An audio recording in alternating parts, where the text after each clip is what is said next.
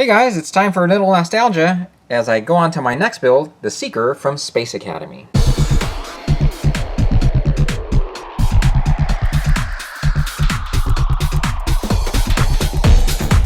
So here we have a model kit produced by a gentleman named Chris Larson. If you want to find out more information, just search his name on Facebook.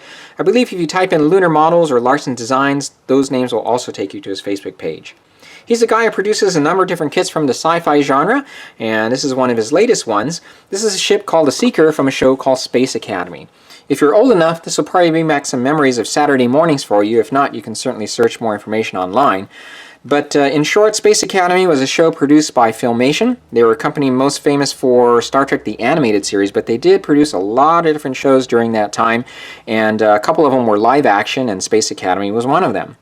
The show centered around a school that was built on an asteroid, and they dealt with different characters that possessed different types of powers like telekinesis, superhuman powers, and so forth. Jonathan Harris led the cast, and you probably recognize that name because he played Dr. Smith on Lost in Space.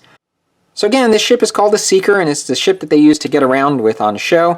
And there have been a couple different model kits throughout the years that I've seen, one of which was a beautiful model kit produced by a gentleman named Jim Small, and I just never got around to getting it, and eventually was out of production.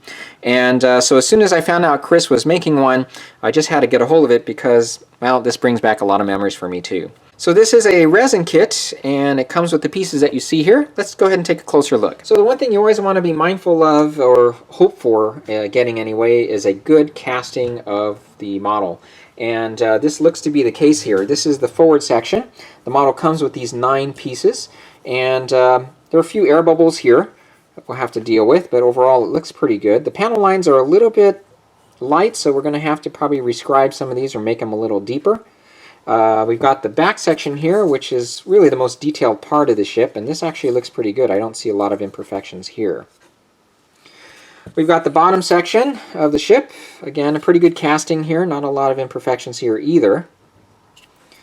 And then we've got these pieces here, which of course represent the tail fin and the 2 wings on the sides of the ship. Also here, the panel lines are a little bit light, so I'm going to have to rescribe those. And we've got a hatch that goes on the top part of the ship, and this other piece that looks like a tank that is positioned here. Now you'll notice that the back section looks a bit transparent, and I actually requested it this way. The model can come in 2 configurations, either this way or a solid piece. And because I'm interested in lighting the ship, I requested that it come translucent like this. So that's why it looks this way. And this also has some pretty decent detailing as well. There are a few air bubbles that are inside here. And then we have a decal sheet. So as you can see, the model is fairly simple. There's not going to be a lot in terms of construction. Mainly what we're dealing with here is painting, and not a lot of weathering either. As you can tell, a lot of these television shows, the ships were pretty simplistic in terms of the weathering and detailing. But I actually like the way this looks here, where you have some detailing here or some weathering on the tail section there. So with regard to lighting, when you saw the ship fly on the television show, you saw just one main engine back here that would light up orange like you see in this picture. And so I think we can accomplish that by mounting a 3mm flickering LED that we can tint orange. And the problem with this, however, is that this piece actually glues right onto the back section here, right? So if we were to just drill a hole and mount our light there, all you'd see is a spot of light here in the center. So we're going to have to kind of recess that light a little bit there, and probably what I'm going to do is really just carve out a section here that'll be the same width as our engine, and that'll hopefully allow the light to diffuse a bit more and light up this entire area. This will all have to be light blocked, with leaving this center section transparent enough to allow the light to shine through. Alright, so I've already washed the parts with detergent and allowed them to dry. Let's go ahead and get started. Alright, well, first step I'm going to do is to go ahead and prep this piece for lighting, and just to show you what I have in mind here. First of all, I wanted to demonstrate what I was talking about, and I'm sorry the camera is kind of bleaching this out, so you're not going to be able to see it as well as I thought. But I have a 3mm LED that's flickering here. It's been mounted temporarily into this plastic base, and then we have our end piece here. when I place it right up against it, there is just a pinpoint of light here. And even though you're seeing more diffusion on the camera, because the camera is bleaching all this out, when I'm looking at this in person, I just get one pinpoint of light there, but certainly some light that's leaking out. But if I separate this to about here, and this amounts to about 2 centimeters of difference there, we get more light diffusion.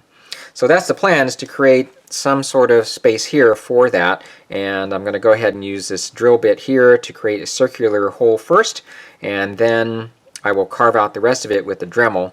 And what I think I'll do is I'll make the sides more angled rather than just cutting a straight square section. And my hope there is to kind of make this into, well, kind of like the head of a flashlight.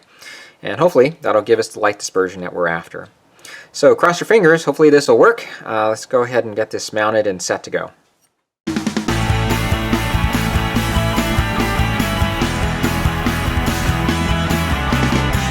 Well, after some experimentation, I decided to go with 2 3mm LEDs instead of the single flickering 5mm LED. And I do want to make that correction. It's a 5mm bulb I was trying to utilize for this. The effect was really the same. Even though I had the bulb recessed and had some distance there from our exhaust port, I would still get a pinpoint of light. And I tried this effect here with using some tinfoil, but it really didn't help too much. So I was just about to give up when I referred back to this picture, and I noticed here we have 2 spots of light, and I thought I would just try and see if I could attain that effect. And I happen to have 2 3mm warm LEDs. These do not flicker, but that's okay. I'm just going to forego that effect. But after mounting these in place, it actually turns out to be a very nice effect. So let me go ahead and wire this up, and I'll show you what it looks like. Okay, and this is how it's looking. So we're getting some nice diffusion here with the tinfoil that I added, and I think it's making for a pretty nice effect. Once this is all primed and painted, I think it'll look pretty decent. I'm kind of contemplating decide on tinting this orange. If not that, I'll go ahead and apply some orange coloration to the bulbs using Tamiya's clear orange. Alright, and here we have this piece light block now, and so we see now the open window here that's left unpainted. And let's go ahead and put it up against our 2 LEDs there, and it's looking pretty good. And just bear in mind, of course, the LEDs are not in, haven't been fixed permanently yet, so they will be spread out a bit more and positioned so they're nice and straight there. But I think the effect is definitely coming through, so I'm very happy for that. So before priming, I did want to go over a few details that I added to this model that are missing. I did check online with some pictures of the studio model and verify that they were on there. So let me go ahead and use this picture as an illustration. First of all, there's a rod missing from the window down to here. We've got a panel line here, one that's scribed onto the door. It's probably a step that pops out, or at least supposed to anyway. And we've got the front section, which if you look head on to the model, you'll notice it's not blank like our kit. There are 4 discs, which are probably supposed to be sensor discs, that are situated right inside there. So to create this detail here, that was actually pretty simple. You just take some strip styrene from Evergreen scale models. I used a 0.56 by 0.56 millimeter and glued that into place. For a line on the door, I used my Tamiya scribing tool to create that. But I am going to leave this one off because I'm not confident I could get a straight line from here to here, and I just don't want to mess up. So I'm going to leave that off. You'll notice now that there are 4 discs here in this section, and I wish I could give you a more definitive way to do this, but let me just kind of go over what I did. When I was building my Millennium Falcon Hasbro conversion, I needed some extra parts because I was scratch building a lot of the side detailing.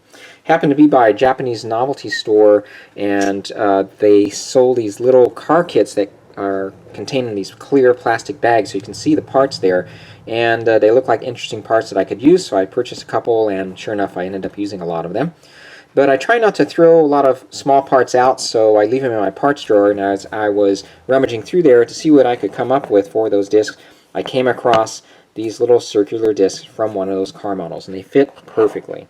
And you can see in the center there are smaller discs, and those were made by cutting slices off a 1/16 inch rod.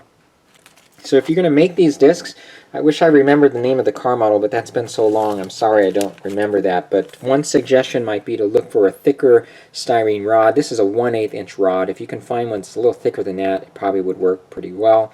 And you just slice off the pieces and you can create those discs. So, we're going to go ahead now and move on to priming. Alright, so here we now have the pieces primed, giving them a bit more time to dry. I started out with a gray primer, which by the way I'm using the Stynylrest products, and I decided to also apply a white primer as well. I was just figuring it'd be easier for me to cover a white primer versus the gray when it comes to laying down our base color, which I'm going to be using our Vallejo white here. Now, as I was painting the model, you'll notice that I had some areas masked off here, and the reason for that is, you know, when you add layer after layer of paint, there is a certain amount of thickness of paint that gets applied, and since this has to slide into here fairly easily, I thought I would just mask those areas off so that there would be no paint there. So that should make it easier to slide the model together, because we are pretty much ready to assemble the model. So the wires for the lighting are going to run from here through the model and then down through an opening which I've created here. Once this slides into place, it'll connect up with this hole, and this is going to be mounted to our stand. So with regard to the stand, let me just take a second to show you that. I'm going to use a stand from Round 2. It's a pretty standard half dome, and this is the one that comes with a lot of their kits. And I have it already wired up here. I put a push switch into place, painted it black so it blends in with the stand. Have the wires ready to go. I used some epoxy putty for the backing so that it wouldn't slip through. Provides a lot of support there for our switch. So the wires then will run through this here as the model gets mounted onto this stand. And the other thing we have to do here is we're going to have to paint some more detailing. And you can see there's this brick red stripe along with this gray stripe, so we're going to have to do that. And I think I will do that, since I still have the model disassembled here, I will do that next. Alright, so here I have it masked off and ready to go for the gray paint. Okay, well I've applied the gray and now I've masked everything off for the red. And I figured the best way to mask off these round details here is with liquid masking fluid. Alright, I'm pretty happy with the way the red and gray striping turned out. For the red color I ended up using Vallejo's brown. It's more of a brick red color. And for the gray I used Vallejo's light gray. So what's next now is to paint these here gray. So there's two on each side. And then we have to paint this here and here black. Alright, it's time to paint the windows and the front section of the ship. And there's this area along the back engine here that needs to be painted black as well. Now you'll notice that this area is obviously curved, and I just wanted to remind you of one technique I use when dealing with these curved surfaces or areas that you need to mask, and that is to use what's called a French curve. So you just simply put it up to your masking tape, use your X-Acto knife and trace along the edge, and you'll see you'll come out with curved pieces, make it much easier to mask these types of areas. So it's not the only way to do this, but I found it's most easiest for me anyway. You'll find it's pretty inexpensive to get these as well at any art store. Alright, getting ready here for final assembly. Just a few things to note here. I have the lights in place now. Again, they've been tinted with Tamiya's clear orange. And you'll notice that around this opening, it's also painted with the Tamiya clear orange. And that's because when I test lit this, I actually put this against here, you could see a little bit of white shining through here, so it looks a little better this way. There are rods that you need to add in place here. He suggests using 0.4 millimeter rods. I didn't have that in my drawer there. I had 0.6 millimeters, and actually they work out just fine. You're supposed to add rods here as well. I decided just to use a half rod because it was difficult to bend the rods into, to configure it into here. So I just use this half rod here. I wish I had the size for you. I just don't have that. It was stuck in with the rest of these here, so I know it's smaller than this. So you might have to experiment a little bit, or just take him up on his suggestion and use 0.4 millimeter rods. Okay, so I have a couple more things to add here, including the decals, which there aren't very many, and I will put the model together, and you will see the completed ship in just a second. Alright guys, here we now have the completed model kit. Again, this kit is produced by Chris Larson. You can find him at Larson Productions on Facebook. The model sells for $75 plus $7 shipping, and it is a 1/72 scale replica of the Seeker, measuring about 8 inches from front to back. So overall, I have to say I'm pretty pleased with the kit. It does produce a pretty nice miniature of the ship from Space Academy. This is just not a model that's available very often. As I mentioned earlier in the video, there was one by a gentleman named Jim Small. He produced his during the early 2000s, and now there's this one here by Chris Larson. Now, of course, this is a resin model, and depending on the quality of the casting, of course, resin models can sometimes come with a lot of imperfections that can make the project more challenging and sometimes even frustrating. But I'm happy to say that this one, for the most part, is an easy kit to work with. And as you can see, there's a lot of detailing here, particularly towards the middle to aft part of the ship. And all this detailing is pretty good and pretty crisp, and not a lot of imperfections there to have to worry about. Now again, the engine piece can come in one of two ways, either as a solid white piece like the rest of the model, or as a clear piece, which is needed if you're going to light the model. Since the lighted engine is such a prominent feature of the model, much like, say, the back engines of the Falcon, I think it really adds to the kit if you can light it up.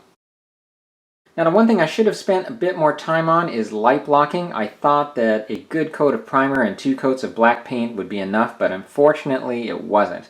There is some light leakage here along the port side and along the seam that joins it to the body. So let's go ahead and turn on the lights. And as you can see, there is light leaking here in between these circular details just alongside of the main engine. The spacing here is very tight, and it makes it difficult to really get good coverage there.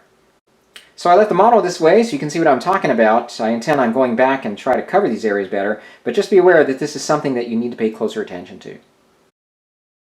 Now, one major miscalculation on my part was the placement of the hole for the stand. I intended on having the post placed in the center of the model, but as you can see, it's towards the rear instead. The problem was that I just wasn't taking enough time here to think and ended up drilling the hole in the center of the rear half of the ship and not taking into account that it stretches more forward than that. So just remember to drill the hole towards this red stripe here. Although the model is steady, it doesn't tip. It just looks a bit off balance to me. And here's a closer look at the stand, which I painted with Tamiya's metallic black. I've worked with these stands before, and I used to just leave them unpainted because they came in just black plastic. But this really adds a nice finish. I just happen to have some of this on my shelf, and as you can see, it really adds to the stand. So the other thing I'm real comfortable with working with now are the switches that I get from modeltrainsoftware.com. These are these push switches, and I was always fearful that if I just mounted them with super glue, there wouldn't be enough support, so I used to just hide them underneath the stand, and you'd have to access them by lifting the model up. But as you can see now, it's mounted into the stand quite nicely, and I also painted it with the metallic black so it didn't interfere with the mechanism itself. But the epoxy sculpt putty really helped out with this, really provides some nice support so you don't have to worry about these buttons getting misplaced as you're pressing on them. Now, one final note is this prominent line here. I originally had in mind to use my scribe tool to create a deeper panel line and then use a panel line accent color. But I was worried that I couldn't create a straight line. But none of that is necessary because you can do what I did here, and that is to use black pinstriping tape. Just take a sharp X-Acto knife and cut a thin stripe, and you can have a sharp panel line with no worries of ruining your kit. Well, I hope you enjoyed following along. That's pretty much a wrap for this project. This is an example of how modeling can drum up some fond memories of your childhood like this one did for me. There is another show called Arc 2, which actually preceded Space Academy. And in fact, the Seeker is derived from the Ark itself, as pieces of it was reused for this show to create the sets and models. Chris Larson has a model of the Ark, which I'm interested in buying as well, so you may see a video of that in the future. So as usual, you can contact me here if you have any questions on my YouTube channel or at industrialmodeler@gmail.com. Thanks again for watching, and I'll see you then in the next one. Take care.